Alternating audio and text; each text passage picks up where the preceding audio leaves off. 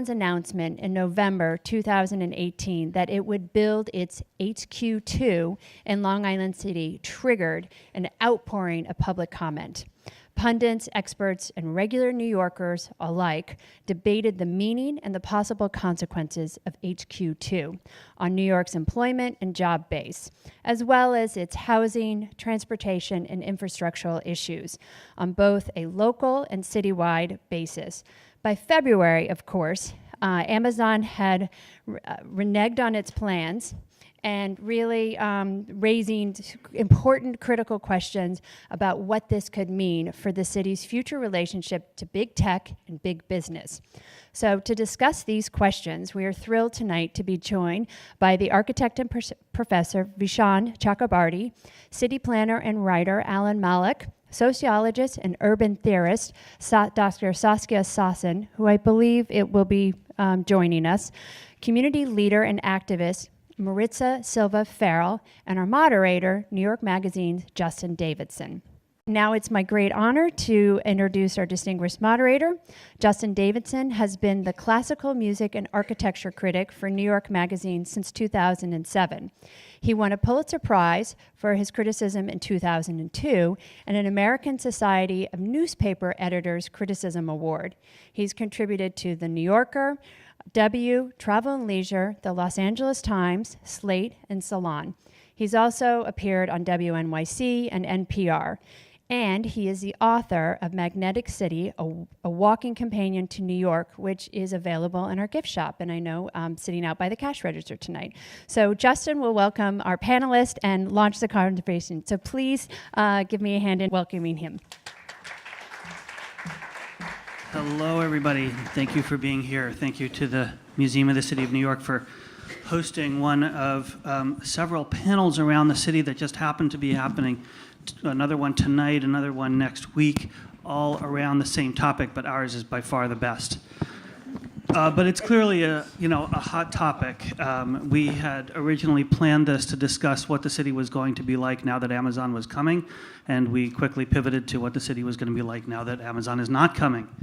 I am eager not to relitigate the whole Amazon events, and we are going to be talking about what lessons came out of that, what we can learn, and recognizing that with or without Amazon, and in fact Amazon is still in New York and will continue to grow, even if not by the same order of magnitude as had been planned, New York is a tech hub and is going to continue to grow as a tech hub. And so this is a moment of inflection for the city, and there are so many things that flow from that have to do with transportation and housing, which we're going to touch on, focus on this evening. But along with all of these other questions of urbanism and architecture and how the city is organized, because every industry has its own impact, and these moments where industries that had been a smaller part of the city suddenly start to flourish in a big way. If you look at the history of the city, those are always key moments in the development of the city, whether it's the refining sugar or the garment industry or finance or fur trading. Those were not in chronological order. Each one of those things, when you look, has consequences that are surprising, but often profound. So it's great to be able to discuss this with a panel. There's so much intellectual ferment around this topic happening on this stage. I'm going to start with Maritza Silva Farrell is the executive director at Align, the Alliance for a Greater New York, and one of the people who is really, down in the trenches in the fight over Amazon.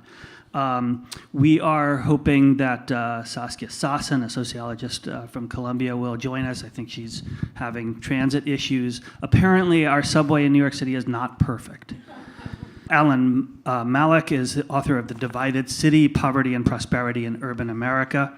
And that is a recent book. He takes a fairly long and broad view of American cities and how when some groups win and advance in cities, others don't, and the divides that that those phenomena create, and how these things are not confined, certainly not to New York, but they also behave differently in cities that are doing well, cities that are losing population, and so on. And Vishaan Chakrabarti is an architect, has been a city planner, is a professor at Columbia, many other things, and has been involved in questions of of the development of the city, both at the macro and the micro level. And in particular, he is the planner, the master planner for Sunnyside Yard, which is, if you thought Hudson Yards was big, Sunnyside Yards is 7 times bigger. It extends from Long Island City all the way into Woodside. It's about 180 acres. And when you look at these big train yards and you stand there and you think, I wonder what they're going to do there, ask him. I wanted to start by asking Maritza. Your group was credited with having a significant role to play in beating back Amazon for a variety of reasons. And you were really successful at saying no to that particular company under those particular circumstances. So what I'd like to know is, what are the conditions where a tech company coming into the city in a big way, or tech growth, what is a scenario that you would embrace that would cause you to say, yes, this is a great thing for New York? First, thanks so much for having me here. Good evening, everybody. That's a really great question, because I think that's the question that we all should be asking of not only the tech company, but also of developers and people who are building our city every single day. And the reality is that in order for a community to say yes, a community has to see that there is real investment and real commitment to ensure that people who live in those neighborhoods are going to be able to stay in places where they grew up, in places where they have their families. It is important for the tech industry to see that, we are not against Amazon just because Amazon is an easy target.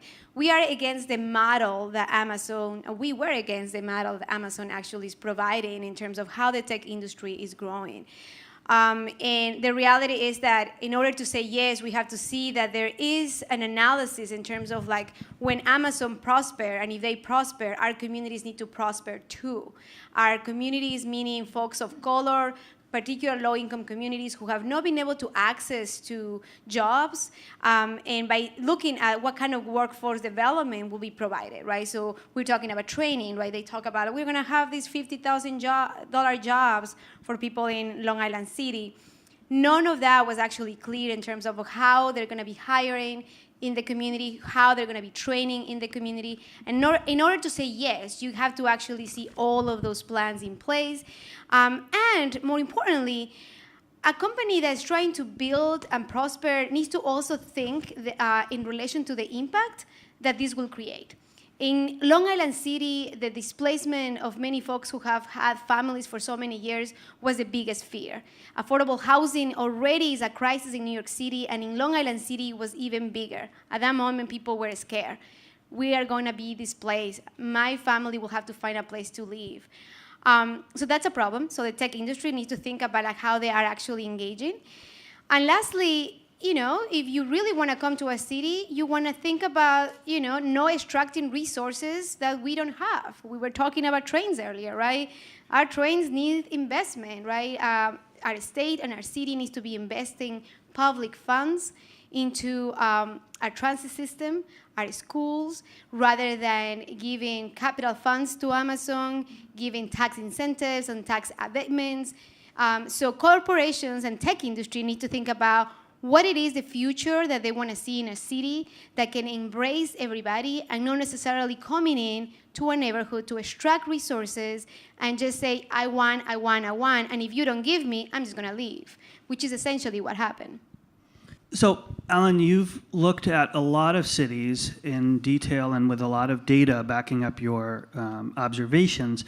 I was struck in particular by one you mentioned that in some cities, like in Baltimore, particularly for every person who lives in a gentrifying city, I think this data was from around 2014, for every person living in a gentrifying neighborhood, there are about 4 living in neighborhoods in decline. And one of the things that you outline in the book is this increasing divide between people who succeed in cities, neighborhoods that attract a lot of talent and people with educations, and that seems to come at the expense of some other people in the city. So I wanted to ask you, in response to what Maritza was talking about, the idea that a company or a big slice of an industry would come into your city and be confronted with a list of civic demands. We want you to make this a better place for everybody. How does that play out in other places? Is that a reasonable thing to ask in a capitalist society, that the company has a responsibility to improve the lives of the people who are already there? Well, first I think it depends on, there are an awful lot of different kinds of capitalist society. And in fact, I was reading about how Pete Buttigieg, one of the many people wanting to become the next president, answered a question on television. He said, yes, America is a capitalist society, but there's no reason it can't be a democratic capitalist society, which is not really what we have. I mean, the strange thing is that probably 95 out of 100 cities in the United States are so desperate for jobs, economic growth, tax revenues, and so forth, that they do not make demands on corporations.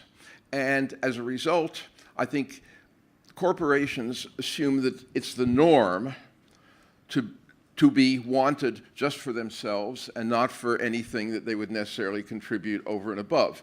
And in fact, we have an ethos that the role of corporations is to make money and generate jobs and tax revenues, and then it's the role of the public sector somehow to deal with whatever impacts that process has.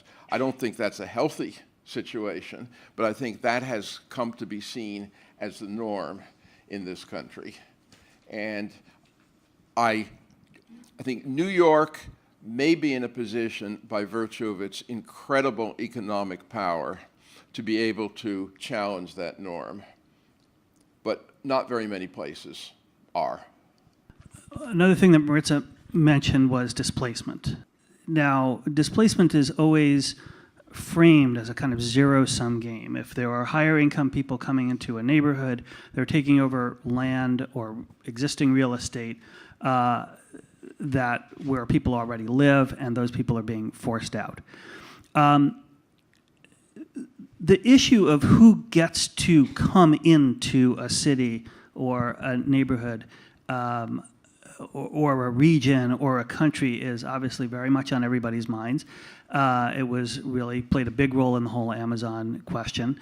Vishaan, a couple of weeks ago when the president said that the country is full, you tweeted that there was kind of a paradox. I think you've revised it since, but you framed it very succinctly then, so I'm going to go back to your original formulation.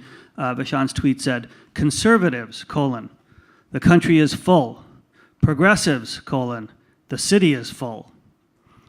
And that seemed to coincide with a New Yorker cover from a couple of weeks ago, which I think was a comment on congestion pricing, but also seemed to be about this question of, just whether the city is full. It shows the Manhattan side of the Brooklyn Bridge, and the roadway comes through the piers into Manhattan, but instead of feeding into Manhattan streets, the roadway just does a U-ey and goes back through the piers and back to Brooklyn, and there's a sign that says, keep moving, no vacancy. So, is the city full? No. The city is not full. There's a statue in our harbor that talks about welcoming newcomers, and I'm terribly, terribly worried that the majority of New Yorkers have forgotten what that statue means.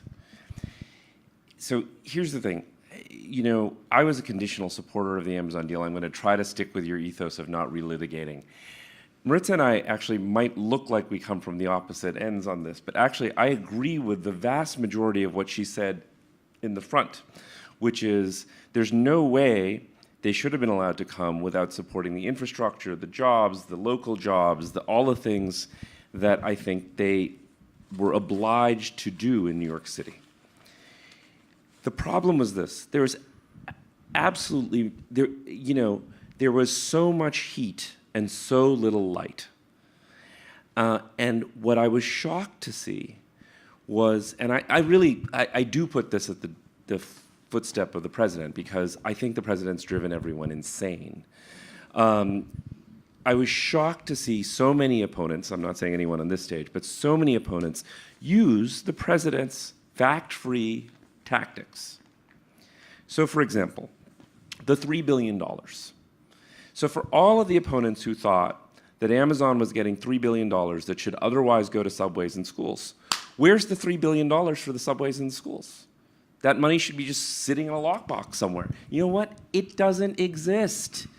It was but for money, which means that Amazon, over the course of many decades, was going to pay about $30 billion in taxes. We were giving them a $3 billion discount against that. So we were gaining 27. So what we just lost is $27 billion, right, to fix our subways, to fix our schools.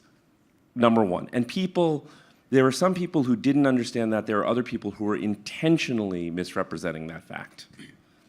Number one. The second thing I'd just say, and this goes to Alan's point, and this is, I think, the much deeper issue now that we are past the sort of Amazon debacle.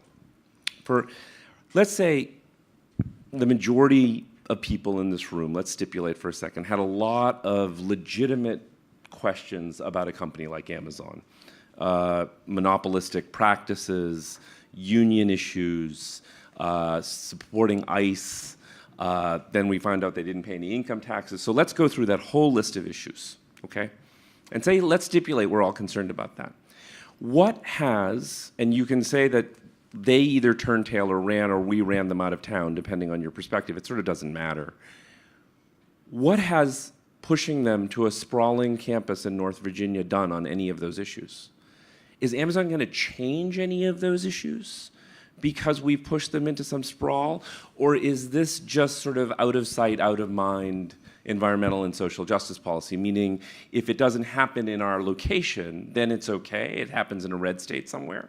Because nothing about that company is going to change. So what this seems to me is a symbolic victory. For those people who feel this is a victory, I think it is a symbolic victory, just like Donald Trump's wall. It is a symbol that we are somehow virtuous by not letting this happen.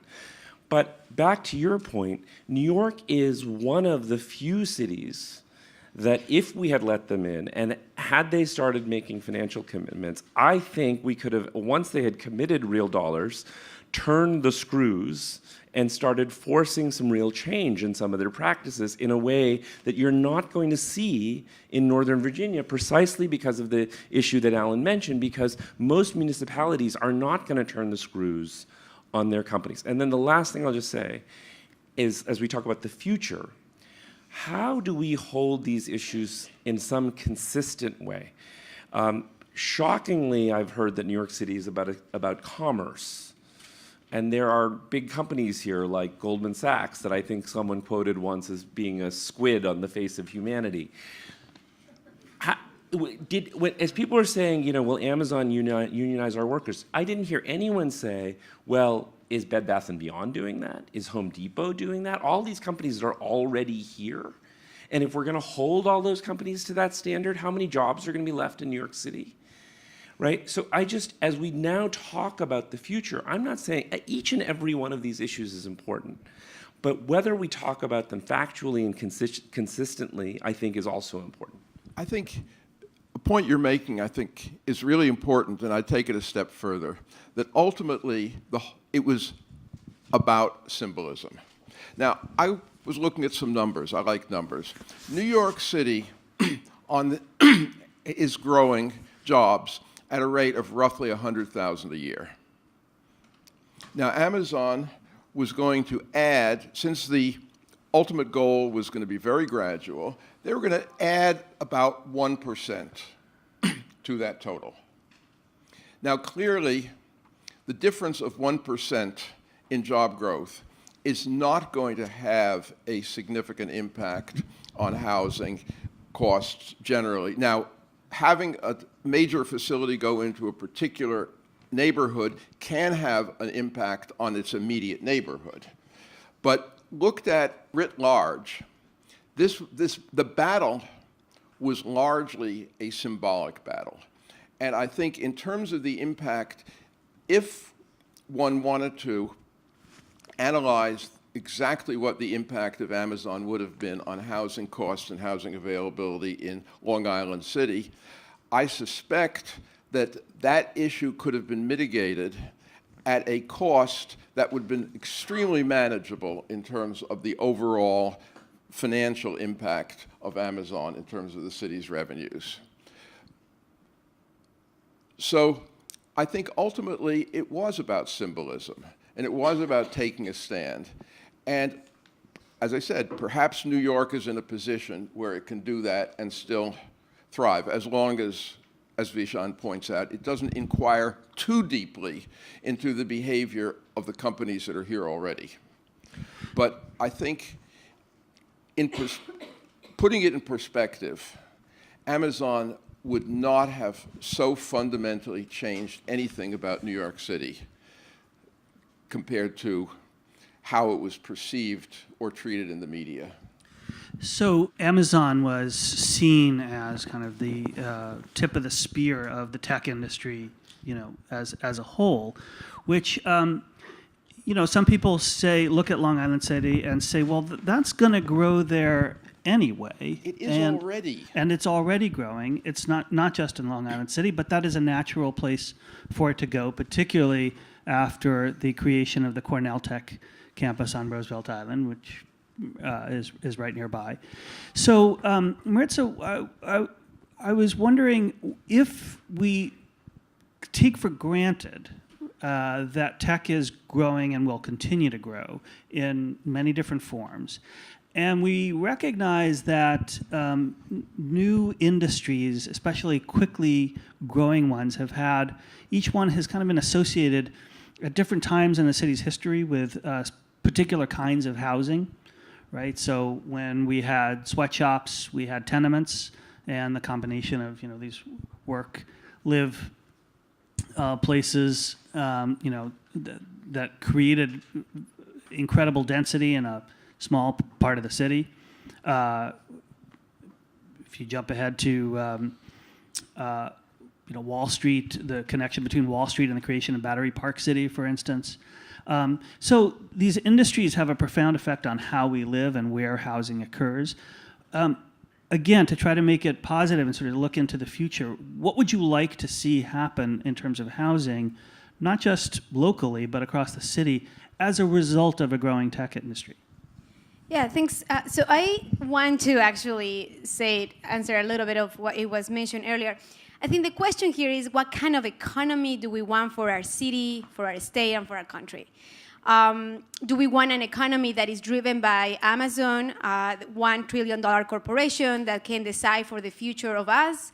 A company or a corporation, rather, that actually mines in our data, because that's how they make tons of money, by mining all into our data with their web services? Do we want a corporation like that to really manage our day-to-day? Right, which is kind of happening already. If you have Alexa, if you go to Whole Foods, you can experience some of this, right? I recently went to Seattle, and I actually got to see the situation in Seattle in terms of affordable housing, in terms of how much displacement and homelessness is the city facing today, right? So I saw some of those things and the implications of these kind of corporations growing in cities like ours. Moving forward, I think the question for all of us is just what it is that we want for our future, what it is that we want for our kids, right? The tech industry is growing, and the tech industry is the future. So we have an opportunity today, and we have an opportunity to decide how the tech industry can be on our side, on the side of the people, not on the side of corporations that have made millions and trillions of dollars out of our people, right? Or the backs of workers that right here in New York City, in warehouses, are being exploited as we speak. Right? So we have to think, as somebody mentioned earlier, all of these issues in the context of big systems. So it's not so much of a symbolism, it's just much more about like what kind of corporation Amazon really is and the kind of standards that they're moving for our city, for our country, and for the world. This is not a fight for New York City, it's a fight for the world, really. After the HQ2, I wanted to say debacle, the questions came from the press to us. What are you going to do? How are you going to, get these jobs? 25,000 jobs. Oh my goodness, we're going to lose all of these jobs. All of those were hypotheticals, and we continue to say that those were ideas. We understand, and we faced, and we have been facing the income inequality issues in our country for too long, where workers are not actually accessing to good jobs through the trickle-down economics model. Right? So what we can do today in terms of moving to the future is having all these community organizations, all these groups demanding and developing the kind of vision that they want for their neighborhoods and developing the kind of economic development that it can actually work for them. So if there is $550 million going to be given to our corporation, let's just take those $550 million and give it to a community in a community development project with a nonprofit group who can build affordable housing in a vacant space rather than giving the vacant space to a landlord or to our real estate, right? So there is ways in which we can actually think about developing our economy in a way that is fair, in a way that is equitable, in a way that actually works for everybody, because it's true. We live in a capitalist society, but we have to think about transforming the systems in which we live in that we already know having worked for all of us. So I think this hits the central issue. And this is, because as a former city official, to me, this is the most fundamental challenge in our politics today. In the sense that there is huge dissatisfaction, especially among progressives in big blue cities, with the national economic system. Okay, fine. The problem is this. I find it extraordinarily challenging to try to solve national political and economic problems at the local level. We already, after 9/11, our city's budget was about $43 billion. The city budget that passed last year was about $82 billion. Nationally, we may be living in a supply-side economy. Locally, we live in a demand-side Keynesian economy. We spend an extraordinary amount of money on housing, on parks, on schools, on subways, most of which we don't get what we need from the federal government. So I would argue we already live in a demand-side economy at the city level. But the question is, where is that money coming from, right, that we're making all those investments in, right? We have to have the tax base to keep that going because we don't see any of that money from the federal side. So to me, the really difficult question that this raises, because I don't disagree, but the question is, what is the city official supposed to do? To me, this is, and I don't have an easy answer for this, but I just think that there's a fundamental paradox about the idea that we want a bunch of things changed at a national level. These, I'm sure Saskia at some point will talk about tech companies being excavation companies, which has already been raised. But how is a local government official supposed to deal with these issues? Right? Because a local government official, what they're trying to do is exactly what you say. They're all trying to generate enough tax revenue that we can house our people, build our parks, build our schools, and we can look at that and say it's not enough and keep hammering away at the idea that it's not enough, but that's what everyone's trying to do. I know the people who negotiated this stuff, both at City Hall and at the state. They're good, honest, hardworking people who were trying to deliver the right thing for the city of New York. And this is the fundamental challenge we face because you can't sit in City Hall or at 633 3rd Avenue where the governor's offices and change our national political and economic system. So what are they to do all day? And again, I don't have an answer to this, but I think it's a huge question mark in the times we live in. Do you have an answer? This is Saskia Sassen. She's a sociologist from Columbia University, and she's been writing about global cities for a long time and has more insights and profound things to say about them than I could possibly summarize. Well, first, my apologies, but I was caught up in I just flew in, but I was going to be on time, but I apologize because my driver was crazy, the police came, it was like a whole opera, and they wouldn't let me go.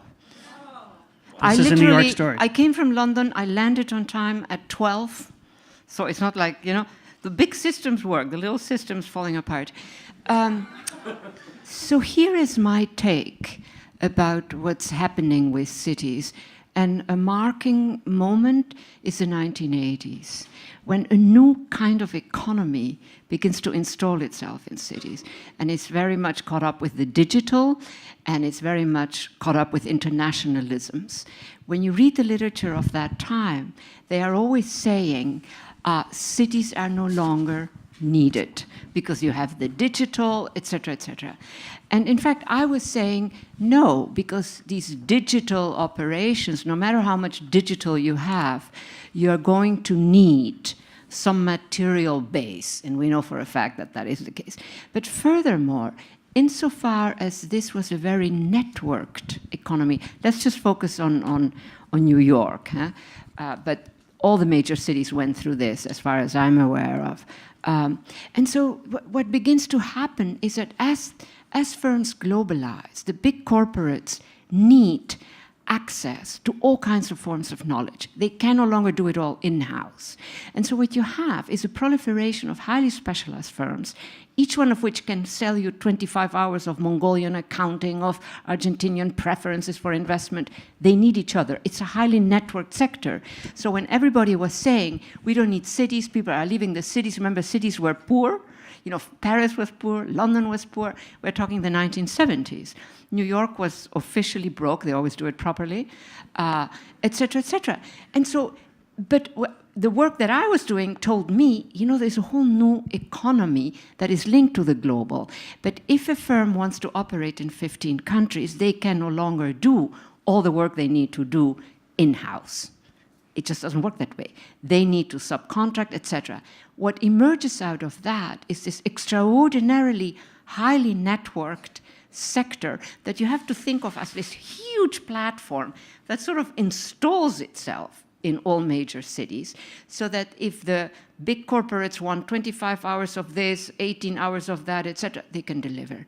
But this sector is very networked, very digitized, but they need each other. And so the question of the materiality of space is really present, and I love that. I love that notion that this is very international, very digital, very high-end, enormous amount of wealth, but they need materiality.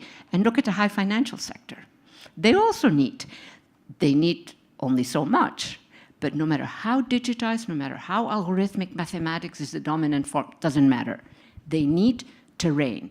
And so the city, in my view, one of the negatives that we're experiencing in our big cities, and it's not just New York, is that this grabbing of land, if you want, to build up all these new enterprises, etc., has, of course, affected very negatively some of the more modest classes.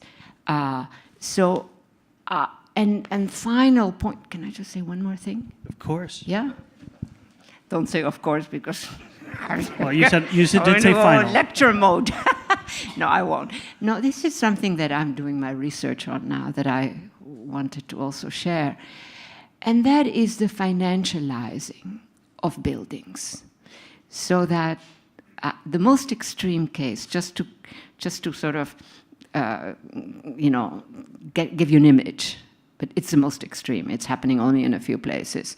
An empty, luxury tower, whatever, for people or for firms, is not necessarily failing, because via algorithmic mathematics, and that's what is dominant now in the high financial circuit, Nothing to do with microeconomics, nothing to do with that. Because that building actually gets transformed into a field of materialities.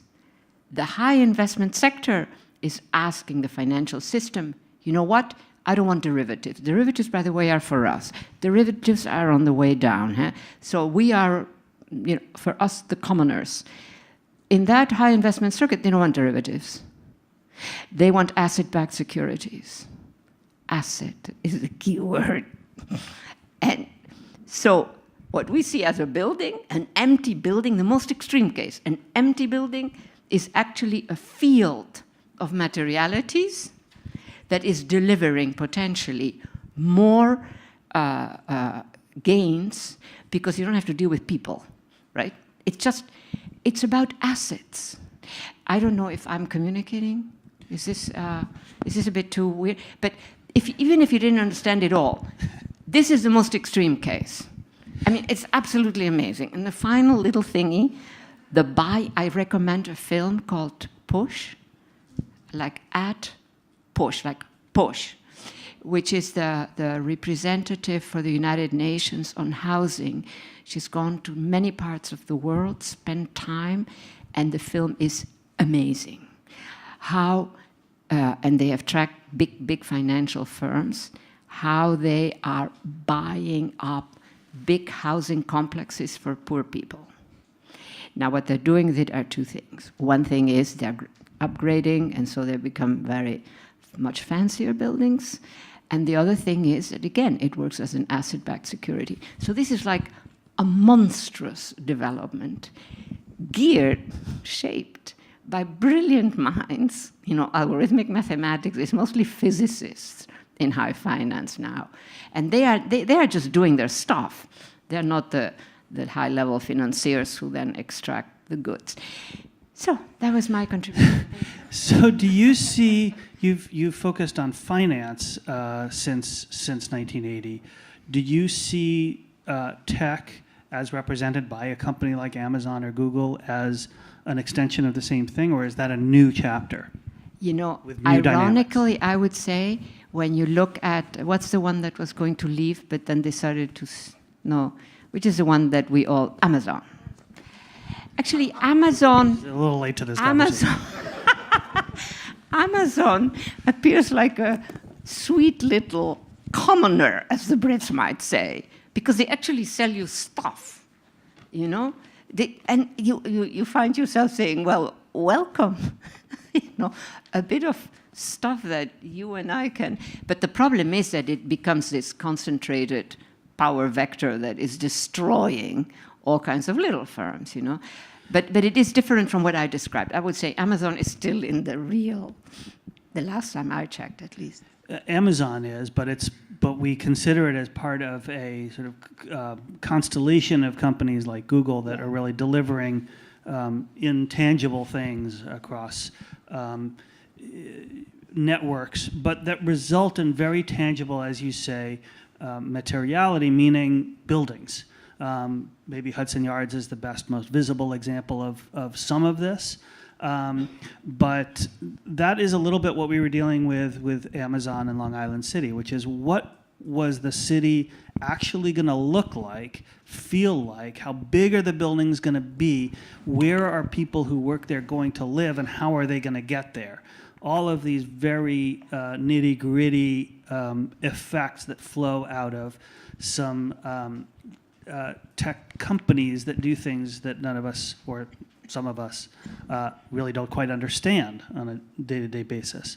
As an architect, do you have a sense of how the physical shape of the city changes in response to this industry? It's this. Well, first of all, I think we use the word tech company in way too well, actually, no, I was going to say specific a way, in the sense that we think about, Google or Facebook or whatever. Every bank considers itself a technology company at this point. The three major car companies consider themselves technology companies at this point. So that whole definition, I think, is really changing and broadening. But to me, the territory of the city, which I think is sort of the question, you know, most major cities had a form that was a hub and spoke form after World War II, with this idea that it had one or two downtowns. If you look at our subway map, right? So you have this convergence of these subway lines on Midtown and Lower Manhattan. What we've seen is that as the digital world has changed, there's a rejection of those central business districts. So I actually thought of all of the searing critiques of Hudson Yards, the sharpest blade was when you know, Michael wrote that, you know, none of the new companies are actually showing up at Hudson Yards. Why? Well, where are the new companies? I mean, Google's in 111 8th Avenue. They spent $1.8 billion on this horizontal brick building that the Port Authority built in the 1920s And in expanding Chelsea. into Pier 57. Right, and expanding into Pier 57. Now, that's partly because it's on the it's on the broadband superhighway for the Northeast Corridor, but it's also because their employees wanted to be in Chelsea. They didn't want to be downtown, and they didn't want to be in Midtown. And so we're seeing, whether it's Domino or Dumbo or Long Island City, that there's a kind of flattening that's happening in the city in terms of where jobs are going. I would argue that given a failing subway system, that this is actually a very good thing. You know, when I was Manhattan director, the boroughs would all complain, how come all the jobs are concentrated in Manhattan? Now that people are talking about jobs in boroughs outside of Manhattan, people are worried about all the things that we have in Manhattan, congestion and, you know, all of the other things that come with that. But I still think fundamentally we want a flatter geography in our city for where jobs are. I don't think we want them all concentrated in Don Draper land. And so like this is already happening, and I would argue it's actually quite a healthy thing, right? The issue is that accelerating either gentrification or displacement? And I think that there are different ways to think about that, because commuting we have this big affordable housing project in East New York, commuting into Midtown Manhattan from East New York for an hour and a half on the subway is a brutal affair. And so the idea that we flatten our jobs picture, I think, could be a very positive thing for communities if it's done the right way. Even though we don't have a subway system that is aligned that way. But we don't need the subway system anymore. We have City Bike, we have scooters, this idea that like we're gonna get around the city on these multi-billion-dollar holes in the ground. BQX. Well, you know, that may become a very serious thing. But what's interesting, it's a different kind of flattening. I think to me, one of the most fascinating things I've seen, and this is taking place in dozens of cities, not just New York or San Francisco, is that the historic central business districts are becoming essentially residential neighborhoods. And a lot of it has to do with the fact that the physical form of these districts, at least that part of the pre-World War II physical form that survived urban renewal, is not especially desired by companies today, but it works beautifully to be converted into high-density multifamily housing. Like in the financial district. And so the financial district actually, that transformation actually lagged similar transformations that were starting years before in other cities. But the other thing is that the profile it's not really flattening. Because what's interesting about Dumbo and Long Island City and Chelsea and all these, this is the immediate periphery of the classic CBD. It's not Jamaica, and it's certainly not Van Cortlandt Park. It's a relative flattening, but in some respects it's just an expansion of the perimeter of what might be called sort of the central core, which is becoming much more varied with the residential downtowns and so forth, while you still have a very large periphery that is not benefiting that much from this, but actually one of the problems is that in places like New York, even though places like East New York, the Central Bronx, other places, they're not getting necessarily any benefits from all of the development that's happening. But because of the extraordinary price pressures in the core, that's pulling the prices up so that they have become, New York's low-income neighborhoods are vastly less affordable, not because of gentrification, but because of just the spillover effects of what's happening in the central core. If you go to almost any other city, except for like New York, San Francisco, Seattle, and one or two more, you'll find that the low-income neighborhoods are still very low-price neighborhoods, whether you're in Baltimore or Chicago or Cleveland or any of these places. But in New York or DC, you're getting that spillover, and that process, I think, is really affecting far more people than the immediate changes within the core, affecting them for the worse. Does the Amazon experience send a signal that we do or don't want to send to other companies, that they better toe the line, or that they need to operate here under certain conditions, that this is a not as friendly a business city as they might have thought?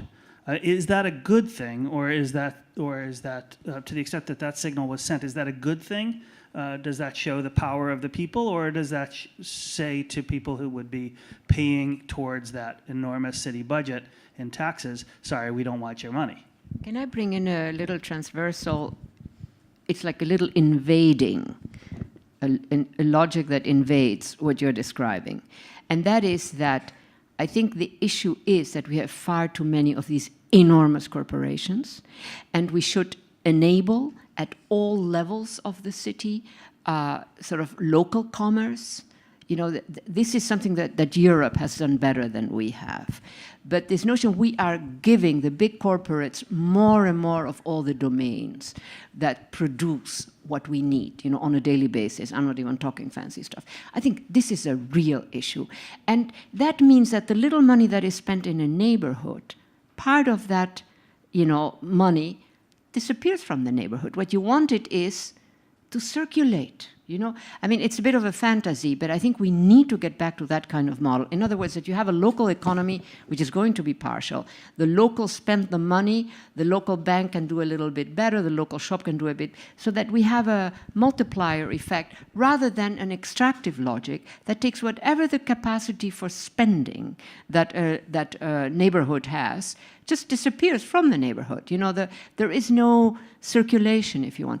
I think this, for me, is one of the major issues that we confront. Okay, but in Long Island City, I was looking at some data that a corporate real estate company produced that showed that when Amazon expressed an interest in Long Island City, the number of inquiries for office space from other much smaller companies jumped.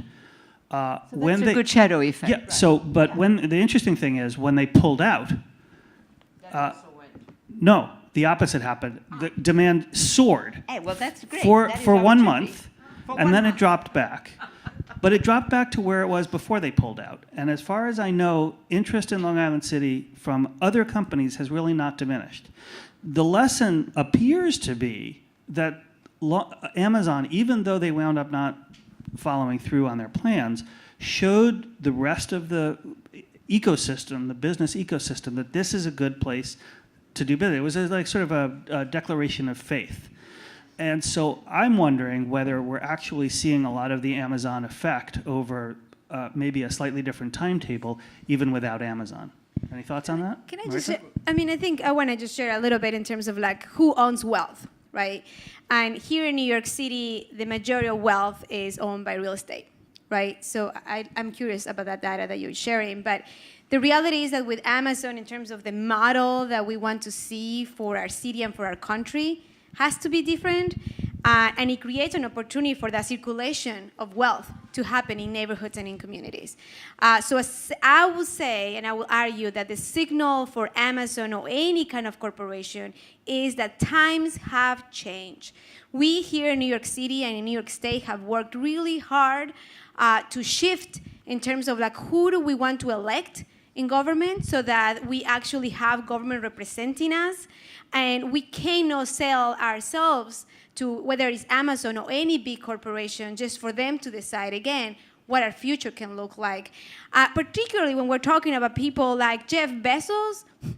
He is the most wealthy person in the world, right? So let's just think about that, right? So when we are here discussing how Amazon should or should not have come and what the effects or no effects of Amazon should be. Well, the real effect here is that people stood up, people spoke up, whether we're in favor or against, and we signal that corporations cannot demand from communities for their own benefit. And in the topic that you were just discussing, and I finished with this, in terms of like how corporations are used to actually doing that. Like they are used to coming in, saying, I'm going to create these jobs, give me some subsidies, whatever that might look like, and we don't even have to pay taxes. In the meantime, the small bodega in the same neighborhood is paying high taxes, and the rents are going high, right? So we have to think about the model that we want to see in the city and in the country in a way that is more equitable as a whole, and now we have an opportunity to do it. So I think the effect in itself is that we have an opportunity to shift the model, and not only because we're in New York City, and I understand the point about local cities don't actually make big changes nationally, but we are in New York City. And we know that what happens in New York City really has a big effect across the country and the globe. I think you described cities as a new kind of frontier where the rules of engagement are not clear, but there really is a conflict between different sources of power. And over again in this panel, we've described it in adversarial, sort of all or nothing terms. And somebody from the audience asked a question: is there a better model than this all or nothing? What I'm wondering about is how can New York and other cities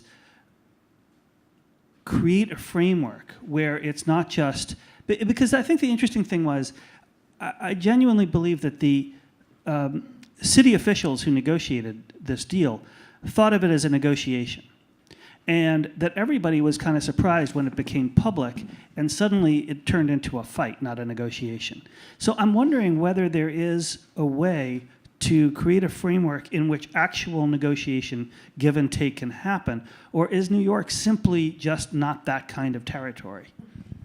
One thought, and obviously, there are larger economic issues which we have to deal with as a nation and as a society and as an economy. But putting those aside, I think New York actually has lagged quite a bit behind many other cities. For example, Boston, San Francisco, other cities have had what are known as linkage fees, have actually, as part of the ground rules of development, saying commercial development, to get significant financial contributions for housing, childcare, education, New York did that too in the past. Right. But New York has done, but one of the fundamental things about all of the systems that seem to work is that they're basically established as clear ground rules, and that the city then says, look, these are our ground, we actively want you, we'll support you, we'll help you, and so forth, but these are our ground rules.